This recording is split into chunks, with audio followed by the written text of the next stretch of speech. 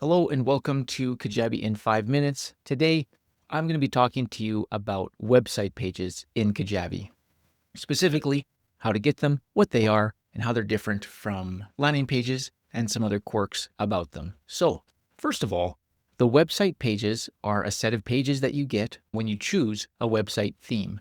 So if you're very new to Kajabi and you haven't chosen a website theme yet, in the toolbar on the left, click Website and then click Design and go into the template store.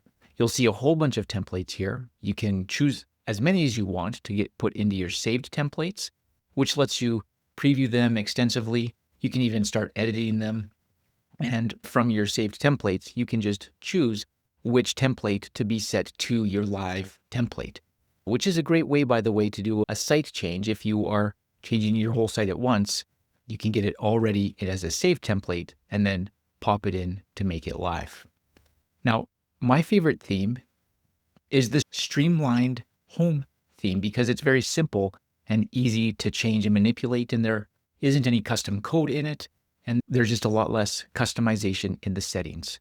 So it's really easy as a blank template to start from.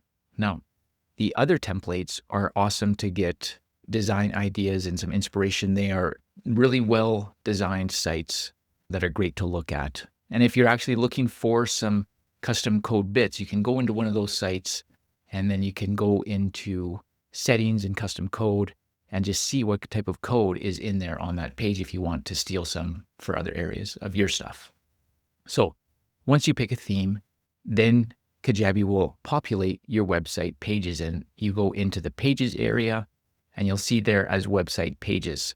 You get a big list of them. Some of them are system pages, some of them aren't. The system pages you can either use or ignore. You can't draft or unpublish or anything like that. They're hard-coded into the Kajabi ecosystem, so they're just going to be there. And if you don't want to use them, then you just avoid them. All of the other pages you've got more full control over.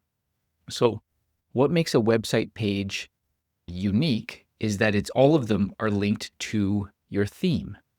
And so if you make a theme-based change, like changing the font settings or some of the primary colors or things like that, if you put any custom code in, all of those changes will propagate through all of the different pages. Also, if you're editing your header or your footer, the two-step opt-in pop-up or the exit pop-up, those changes made on any page, changes to those areas in any page, will propagate through all of your website pages, which is just really convenient. So you don't have to make the change on every page. They're all kind of grouped together as a theme, which is great. And the landing page on the opposite is just very independent of any other pages. Nothing you do on a landing page will affect any other pages. The editor for both pages is the same. Sometimes they get updated at different times. So for a short period, you may have more functionality on a landing page than on a website page, but the editor that they are based on is the same.